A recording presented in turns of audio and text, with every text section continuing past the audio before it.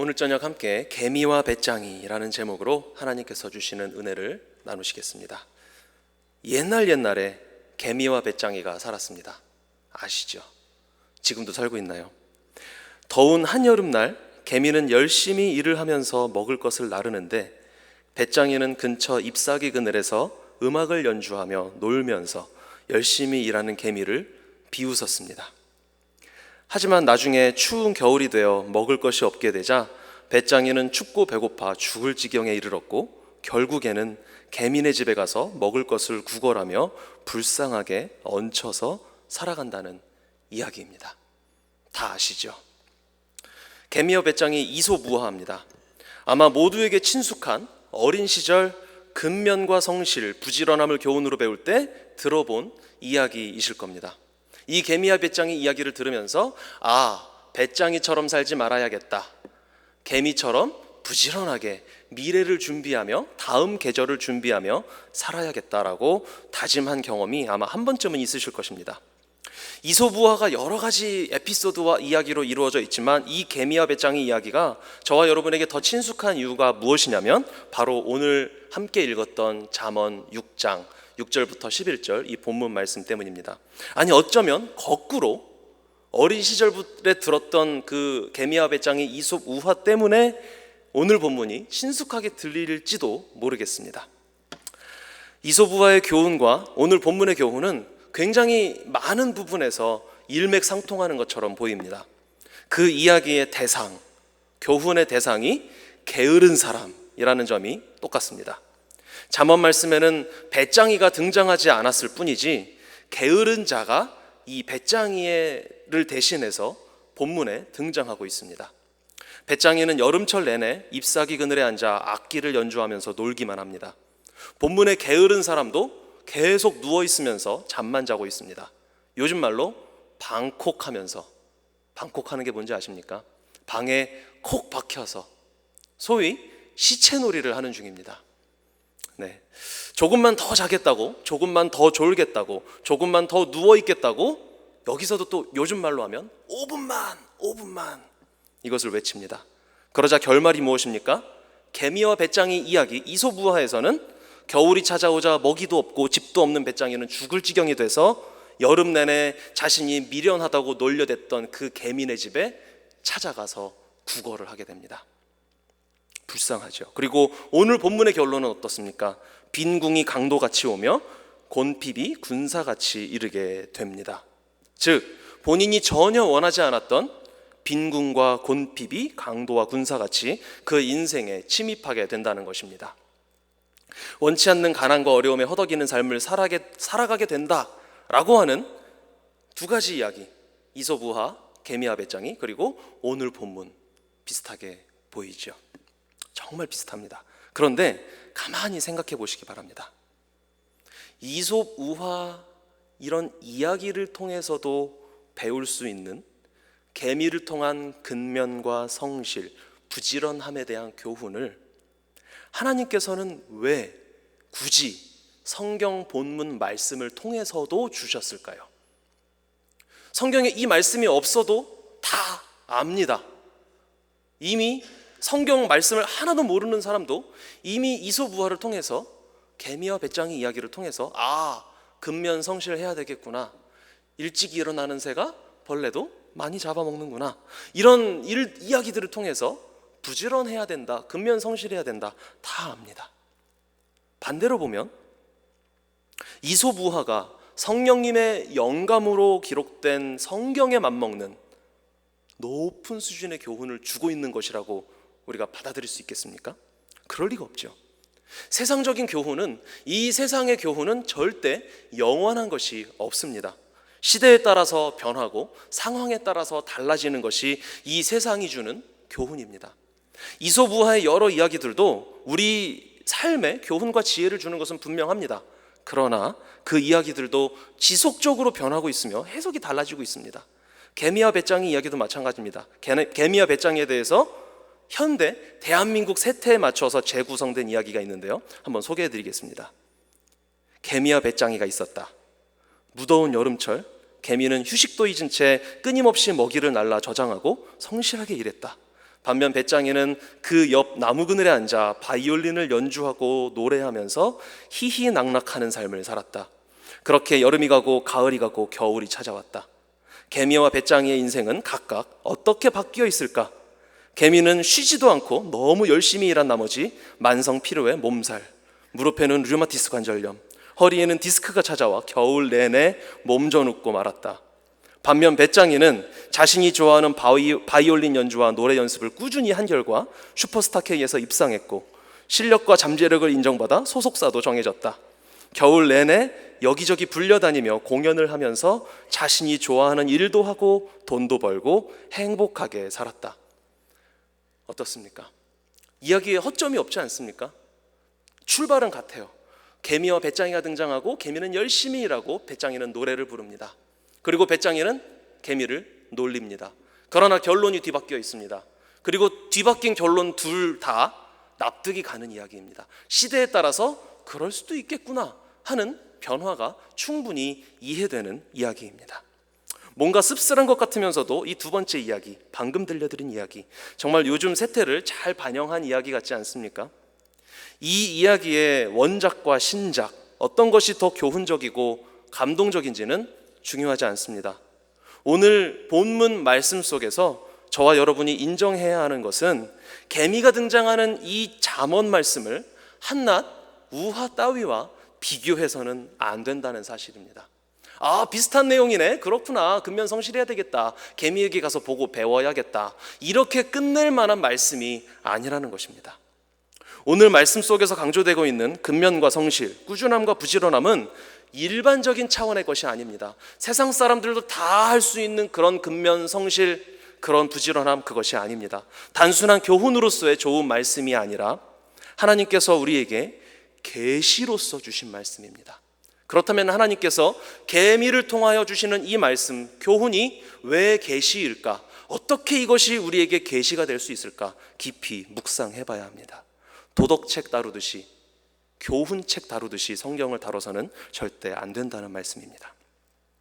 오늘 본문으로 한번 들어가 보겠습니다. 오늘 본문은 6절과 8절 그리고 9절과 11절 3절씩 두 단락으로 구성되어 있습니다. 6절에서 게으른 자여 하면서 충고하고 있고요, 9절에서 다시 한번 게으른 자여 라고 부르면서 교훈하고 있습니다. 첫 번째 단락인 6절에서 8절에 개미가 등장합니다. 게으른 자에게 개미로부터 미리 준비하는 준비성과 성실함을 배워라 라고 말씀하고 있습니다. 두령이 있고 감독자가 있고 통치자가 있는데 개미에게는 이 세 가지가 모두 없습니다. 두령은 어떤 일을 할지 결정하는 사람, 감독자는 그 일을 진행하는 동안 일을 제대로 하는지 감시하는 사람, 그리고 통치자는 전체적인 일들을 통솔하고 이끌어가는 사람을 가리킵니다. 개미는 어떤 일을 하라고 시키는 사람도 없고 중간 점검을 하는 사람도 없고 전체적인 것을 이끌고 가는 리더도 없는데, 그런데도 그 개미는 여름 내내 일하고 추수 때는 열심히 양식을 거둡니다. 개미의 이런 부지런함을 보고 교훈을 얻으라 이렇게 말씀하고 있습니다. 우화도 아닌 성경에서 이러한 교훈이 등장했다는 것은 사실 수치스러운 일입니다. 성경적으로 봤을 때, 그리고 신학적으로 봤을 때, 아니 일반적으로 보더라도 피조물 중 으뜸이 누구입니까?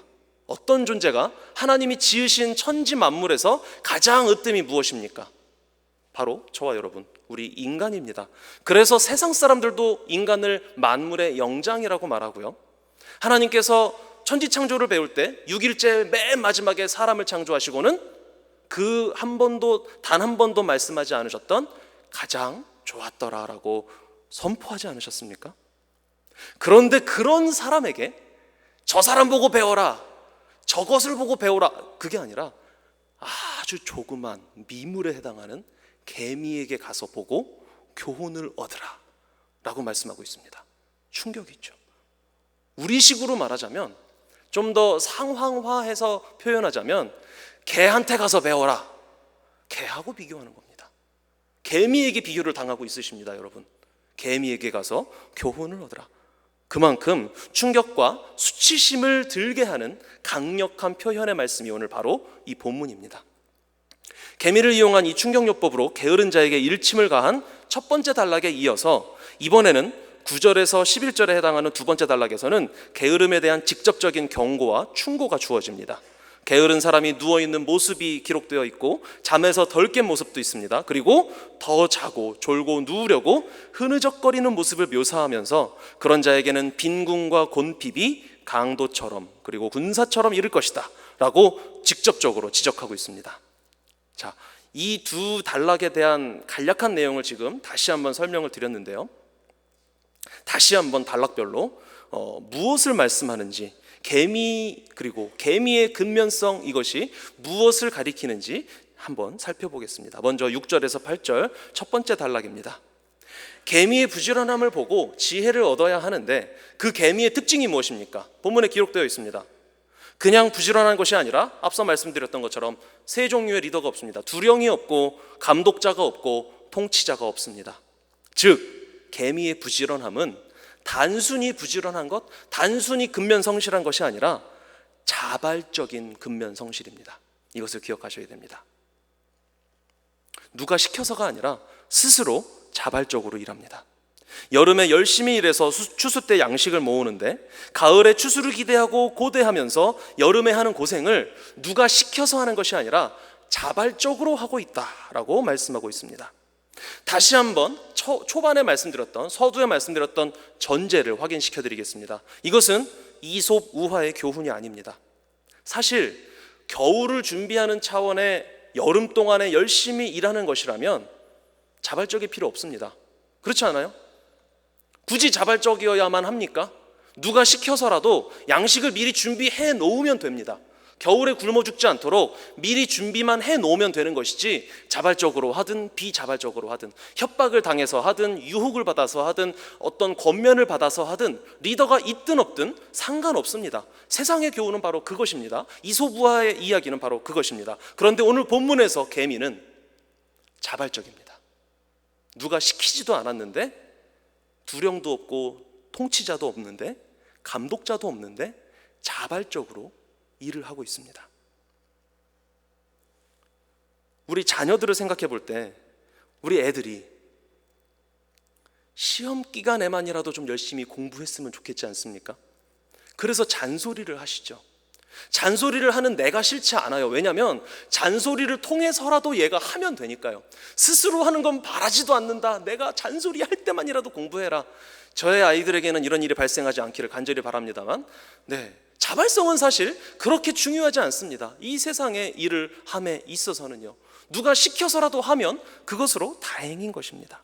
저와 여러분도 마찬가지 아닙니까? 그런데 하나님께서 원하시는 근면성실은 누가 시켜서 하는 근면성실이 아니라, 어떠한 강압에 의해서 이루어지는 근면성실이 아니라 자발적인 근면성실입니다. 두령도 없고 감독자도 없고 통치자도 없는데 자발적으로 가을 추수를 기대하면서 열심히 여름 동안 일하는 것입니다. 정말 솔직히 이것은 인간에게서는 찾아보기 힘든 컨셉의 부지런함입니다. 아무리 자기 관리를 철저히 하는 사람이라도 100% 자발적으로 어떤 일을 미리미리 준비할 수는 없습니다. 왜 그런지 아십니까? 최소한 내 가족, 그리고 외부에서 갖는 자기 자신에 대한 기대에 부응하기 위해서 성실히 살아가는 것이 이 세상 사람이거든요. 저와 여러분, 우리들 중에서도 아마 성향적으로 굉장히 계획을 잘 세우고 이것저것 척척 누가 시키지 않아도 알아서 일을 잘하는 성향을 가지신 분이 있으실 겁니다. 그 중에 한 분이 저입니다. 그래서 중고등학교 때 부모님이 굳이 너 공부 안 하냐라는 말씀을 하지 않으셔도 열심히 공부했어요. 저 되게 착하죠? 그런데 그렇다고 해서 제가 자발적인 공부였겠습니까? 아니요. 귀에 들리는 말과 공부해야 하는 손가락이 보이지 않았을 뿐이지, 저는 그러한 부담을 느끼면서 열심히 했습니다. 그렇지, 잔소리 듣지 말아야지, 부모님 실망시켜드리지 말아야지. 이러한 것에 의해서 우리는 움직일 수밖에 없기 때문에 사람은 결코 그 어떤 순간에도 자발적으로 근면성실을 행할 수 없습니다. 어떤 면에서든요. 그러면 하나님께서는 지금 무슨 말씀을 하시고 계시는 것일까요? 이 부분에 대한 답을 히브리서 저자가 멋지게 선포하고 있습니다. 히브리서 말씀 혹시 보이시나요? 같이 한 목소리로 읽어보시겠습니다. 시작. 믿음의 주요 또 온전하게 하시는 이인 예수를 바라보자.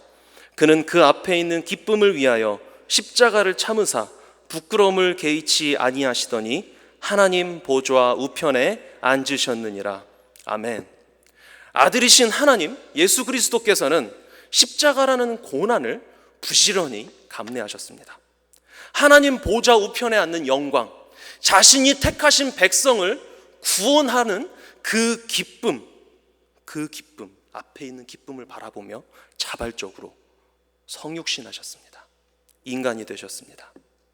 하나님이신 예수님이 인간이 되는 것 자체가 고난 아닙니까? 30년 동안 인간이 겪는 모든 감정과 모든 고난을 똑같이 경험하셨습니다. 그리고 결국에는 일주일간의 본격적인 고난에 이어 십자가에 달려 죽으셨습니다. 본문에서 말씀하고 있는 개미 모델과 정확하게 일치하는 분이 바로 예수님이신 것입니다. 그렇다면 예수님이 개미란 말이냐? 라는 의문이 생길 수 있는데요, 이것은 예수님의 입장에서 바라보면 그 의문을 풀 수 있습니다. 인간을 개미와 비교하며 충격요법을 사용하신 것은 하나님이 인간이 되신 것으로 인한 충격에 비할 것이 아니지 않겠습니까? 여러분, 개미와 비교당하면 기분 나쁘시죠? 개미보다 잘생기셨습니다. 개미보다 빨리 걸으실 수 있네요. 개미보다 힘 세시네요. 개미보다 큰 집에 사시네요. 이게 칭찬입니까? 욕입니까? 개미와 비교하는 것도 싫습니다. 개와 비교당하면 기분이 좋으십니까? 아니요, 싫습니다. 그런데 우리 인간과 개미와의 차이, 우리 인간과 개와의 차이보다 우리 인간과 하나님 간의 차이가 훨씬 더 크지 않겠습니까? 왜냐하면 인간은 개미와 비교가 가능하긴 합니다. 기분이 나쁠지언정. 그러나 하나님과 인간은 결코 비교될 수 없는 차원이 다른 존재이기 때문이죠. 하나님은 무한하신 하나님이시고 인간은 유한한 존재이기 때문에 비교 자체가 아예 불가능한 존재이기 때문입니다. 이 점만 생각해 보면 하나님께서 왜 오늘 본문에서 우리에게 개미를 보라라고, 지혜를 얻으라고 말씀하셨는지를 알 수 있습니다. 그리고 사실 오늘 본문 그 어디에도 저와 여러분에게, 이 말씀을 읽는 독자들에게 부지런해져라, 열심히 살아라, 근면성실해라, 일찍 자고 일찍 일어나라, 새 나라의 어른이가 되어라, 이런 명령은 없습니다. 이런 표현 없습니다. 개미를 보고 그 개미에게서 부지런함을 배우라라고 말씀하고 계시지 않습니다. 정확히 보면 개미에게 가서 개미가 하는 것을 보고 지혜를 얻으라 라고 말씀하고 있습니다. 대충 생각하면 개미를 보고 지혜를 얻으니까 부지런히 살아야겠구나. 아니요, 그게 아니라요, 자발적인 부지런함이 불가능하다는 것을 알면 이 개미는 예수 그리스도를 우리에게 넌지시 비춰주고 있다는 사실을 알 수밖에 없는 것입니다. 그래서 이 말씀을 예수님을 바탕으로 재해석하면 더 확실히 우리에게 말씀의 의미가 다가옵니다. 이렇습니다. 게으른 자여, 예수께로 가서 그가 하시는 것을 보고 지혜를 얻으라. 예수는 두령도 없고 감독자도 없고 통치자도 없으되 인간이 되어 30년 동안 부지런히 고난을 겪고 감내하여 결국 십자가를 참으신 후 추수 때에 자기 백성을 모아 구원하시느니라. 아멘. 예수 그리스도로부터 구원의 지혜를 얻으라는 것입니다. 예수님의 열심을 통하여 구원을 받으라는 것입니다. 그리고 예수님의 열심을 통하여 구원을 받았다라는 사실을 배우고 기억하라는 것입니다. 그렇습니다. 저와 여러분, 우리는 우리의 믿음으로 구원받은 것이 아닙니다. 여러분, 예수님을 여러분이 믿어서 구원받았다고 생각하십니까? 그 말은 반만 맞는 말입니다. 먼저는 자발적으로 고난을 감내하신 예수님의 열심 덕분에 저와 여러분은 구원을 받은 것입니다. 그 믿음을 예수님께서, 하나님께서 선물로 우리에게 주셨기 때문에 우리는 구원을 받은 것입니다. 우리를 구원한 믿음은 지금 그 믿음이 우리에게 있기 때문에 우리의 믿음이라고 말할 수도 있겠지만, 근본적으로는 그 믿음은 하나님께서 선물로 하나님으로부터 우리에게 주신 것이기 때문에 우리의 믿음이 아니라 하나님의 믿음인 것이고 예수님의 믿음인 것입니다. 그래서 에베소서에서 사도 바울은 이렇게 고백합니다. 너희는 그 은혜에 의하여 믿음으로 말미암아 구원을 받았으니 이것은 너희에게서 난 것이 아니요 하나님의 선물이라. 개미가 등장하는 첫 번째 단락 6절에서 8절을 정리하자면 예수님의 열심, 예수님의 부지런함, 예수님의 근면 성실 덕분에 우리가 구원을 받았다입니다. 그리고 두 번째 단락 9절부터 11절은 이것을 바탕으로, 이 예수 그리스도를 통한 구원을 바탕으로 이제는 우리의 게으름을 폭로하고 있습니다. 누워있는 자세, 잠이 든 상태, 좀 더 자자, 좀 더 졸자, 손을 모으고 좀 더 누워있자. 사실은 육체적으로도 저의 모습과도 굉장히 비슷한 것 같습니다. 제가 아침형 인간이 아니라 밤형 인간이어서 밤을 새는 것은 자신이 있는데 새벽에 일어나는 게 너무 힘들거든요. 그래서 제 핸드폰의 알람은 항상 5개씩 맞춰야 됩니다. 의도적으로도 그래요. 그리고 3시, 예를 들어서 5시에 일어나야 되면 5시로 맞추지 않아요. 4시 37분, 4시 42분, 4시 46분, 4시 57분 이렇게 맞춰놓습니다. 예를 드는 거예요. 그래서 첫 번째 알람이 딱 울리죠. 그때 저는 쾌감을 느껴요.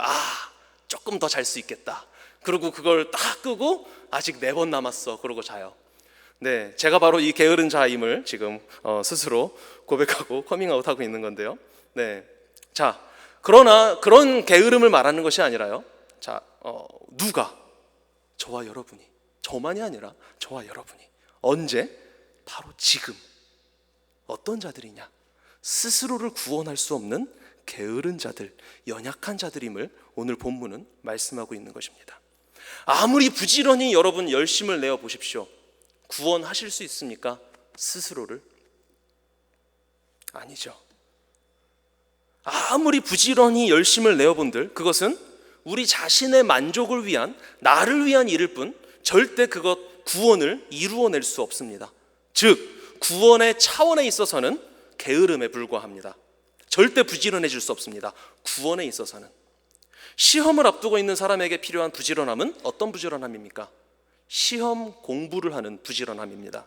아무리 새벽 2시까지 깨어있고 밥도 안 먹고 아침 일찍부터 하루 종일 밤늦게까지 책상에 붙어 앉아있다고 해도 시험 공부를 하는 게 아니라 소설책을 보고 만화책을 보고 핸드폰을 만지고 있으면 그것은 부지런함이라고 할 수 없습니다. 심지어 공부를 혹시 한다고 해도 영어 시험을 봐야 되는데 영어 공부를 하지 않고 수학 공부를 하고 있으면 부지런함입니까? 아닙니다. 마찬가지로 아무리 부지런을 떨어도 구원에 있어서 아무런 기여를 하지 못한다면 저와 여러분은 구원에 있어서 100% 나태한 자들일 수밖에 없습니다. 자, 다시 한번 여쭤보겠습니다. 구원에 있어서 부지런하십니까? 자발적인 거 따질 것도 없죠. 부지런하십니까? 불가능합니다. 부지런할 수가 없습니다. 왜냐하면 저와 여러분 우리는 스스로를 구원할 수 없기 때문에요. 그렇다면 구원에 있어서의 부지런함은 무엇일까요? 우리가 할 수 없는 그 부지런한 행동은 무엇일까요? 바로 죄를 없애는 것입니다. 죄 때문에 구원을 못 받으니까 구원을 받으려면 부지런히 죄를 없애야 하는 것입니다. 그 부지런함을 우리가 부릴 수 있습니까? 없습니다. 우리가 하는 모든 일은 구원과 아무런 상관이 없습니다. 아무리 열심히 살아도, 아무리 근면성실히 몸에 밴 채 살아가도 구원에 있어서는 100% 게으른 자들일 수밖에 없는 저와 여러분의 운명입니다. 우리에게는 결국 빈궁이 강도같이 올 수밖에 없으며 곤핍이 군사같이 이룰 수밖에 없습니다. 구원의 부지런함은 오직 한 분, 예수 그리스도만이 해내실 수 있으며 이미 다 이루셨습니다. 그 본문, 오늘 본문은 바로 그 구원의 지혜를 예수님으로부터 보고 배우고 깨닫고 믿고 감사하라는 것입니다. 하나님의 말씀, 계시의 말씀으로서의 오늘 잠언 본문은 이솝우화와는 비교할 수 없는 구원의 말씀입니다. 단지 부지런하게 살아야 한다라는 것은 이솝우화를 통해서 배울 수 있는 것이고요, 자기개발 서적을 통해서, 자기개발 어떤 강의를 통해서, 유튜브를 통해서도 배울 수 있는 거죠. 인생 경험이 많으신 어르신들과 대화할 때 얼마든지 배울 수 있는 것입니다. 게다가 부지런함의 기준은 경우에 따라, 시대에 따라 누가 개미가 되고 누가 배짱이가 되고, 어떤 때는 개미가 성공한 인생이고 어떤 때는 배짱이가 성공한 인생이고 달라질 수밖에 없습니다. 옛날에는 개미와 같은 깨알 같은 부지런함이 더 잘 통했던 반면 오늘날에는 서두에 소개했던 배짱이의 경우가 더 부지런한 것으로 평가될 수도 있겠죠. 아유, 개미 생각도 없이 열심히 일만 했어. 배짱이 자기가 좋아하는 일을 최선을 다해서 자기 개발하는 데 시간을 사용했어. 그렇잖아요? 개미와 배짱이 이야기 신버전이 또 나왔답니다. 2가지입니다. 네, 이거 그냥 인터넷에서 찾은 거니까 혹시 마음이 불편하시더라도 그러느냐고 들어보십시오. 첫 번째, 자본주의 버전입니다. 개미는 전근대적인 1차 산업에 종사하는 노동자다. 그러나 배짱이는 3차 서비스업에 종사하여 많은 부가가치를 생산하고 있다. 이에 따라 대부분 재화는 배짱이에게 몰려 부익부 빈익빈의 악순환을 하게 된다. 2번째, 1일 연속극 아침 드라마 버전입니다. 개미와 배짱이는 서로 사랑한다. 그러나 배짱이 엄마는 딸을 돈 많은 메뚜기와 혼인시키려 한다. 배짱이 아빠도 개미와 배짱이가 혼인하는 것을 반대하는데, 그것은 개미가 사실은 젊은 시절 바람 피우다 실수해서 태어난 자신의 아들이라는 것을 알고 있기 때문이다. 어쩔 수 없이 돈 때문에 메뚜기와 배짱이가 혼인하자 개미는 복수를 다짐하며 해외로 떠나는데 얼굴에 점을 찍고 나타날까요? 네. 그러나 하나님 말씀은 절대 변하지 않으며 또 우리가 임의로 바꾸어서도 안 됩니다. 이사야 선지자가 선포합니다. 풀은 마르고 꽃은 시드나 우리 하나님의 말씀은 영원히 서리라. 복음서 기자들이 말합니다. 예수님께서 말씀하셨습니다. 천지는 없어지겠으나 내 말은 없어지지 아니하리라. 사도 요한이 하나님의 말씀을 받은 후 이렇게 선포합니다. 내가 이 두루마리의 예언의 말씀을 듣는 모든 사람에게 증언하노니 만일 누구든지 이것들 외에 더하면 하나님이 이 두루마리에 기록된 재앙들을 그에게 더하실 것이요, 만일 누구든지 이 두루마리 예언의 말씀에서 제하여 버리면 하나님이 이 두루마리에 기록된 생명나무와 및 거룩한 성에 참여함을 제하여 버리시리라. 아멘. 무섭죠? 바뀔 수 없는 것이 하나님 말씀입니다. 저와 여러분은 스스로를 구원할 수 없는 죄인들입니다. 게으른 자들입니다. 강도같이 찾아오는 빈궁을, 군사같이 이르는 곤핍을 막아설 실력이 없습니다. 아무리 열심을 내어본들 구원에 있어서는 최악의 게으름에 머무를 수밖에 없는 게으른 존재들입니다. 그런 우리를 너무너무 사랑하셔서 예수님께서 자발적으로 우리를 위하여 우리와 같은 인간이 되셨고 우리와 같은 인간의 인생을 사셨으며 심지어 인간이 경험할 수 있는 최악의 상황인 죽음까지도 경험하셨습니다. 개미처럼 자발적으로 근면성실하게 말입니다. 우리가 개미가 되는 그 충격보다 훨씬 더 엄청난 충격, 하나님이신 그분이 인간이 되신 그 충격을 통해서 말입니다. 그 예수님의 근면성실, 열심 덕분에 그 아들 하나님을 우리를 위하여 바치기를 마다하지 않으셨던 아버지 하나님의 근면성실, 열심 덕분에, 그리고 이 모든 것을 기억나게 하시고 믿게 하시고 생각나게 하시는 성령 하나님의 열심 덕분에, 삼위 하나님의 이 열심 덕분에, 근면성실 덕분에 저와 여러분은 구원받았습니다. 현재 상태에서 저와 여러분이 발휘할 수 있는 부지런함의 최선은 그 하나님의 열심으로 인해 기뻐하고 즐거워하고 감사하는 것입니다. 그리고 구원받은 백성으로서 매 삶의 순간에, 그리고 내가 맡은 모든 일에 최선을 다하는 것이 우리가 구원에 기여할 수 없는 한계를 가진 자들로서, 이미 게으른 자들로서, 그러나 그 게으름을 예수 그리스도의 열심으로 인하여 보상받은 자들로서 할 수 있는 것입니다. 우리 이글스필드 교회 여름 행사들을 앞두고 있습니다. 이번 주 금요일 유치부 아동부 성경학교를 시작으로 해서 7월, 8월 2달에 걸쳐서 여름 선교까지 직접적으로 간접적으로 아마 여러분들께서도 참여하고 또 돕고 기도하고 계시는 줄 믿습니다. 이 일들 자체가 우리의 부지런함이 될 수 없습니다. 왜냐하면 이것은 우리의 구원과는 아무런 상관이 없기 때문입니다.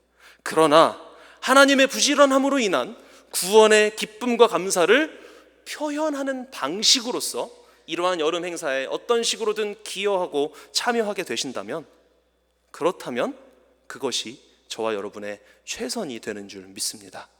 기억하시기 바랍니다. 예수 그리스도의 개미와 같은 자발적인 열심과 헌신, 부지런함으로 구원받았습니다. 그 예수를 바라보는 저와 여러분이 되시기를 주님의 이름으로 간절히 원합니다. 히브리서 말씀 마지막으로 한 목소리로 같이 읽어보시겠습니다. 함께 고백하십니다. 시작. 그는 그 앞에 있는 기쁨을 위하여 십자가를 참으사 부끄러움을 개의치 아니하시더니 하나님 보좌 우편에 앉으셨느니라. 아멘. 함께 찬송하시겠습니다.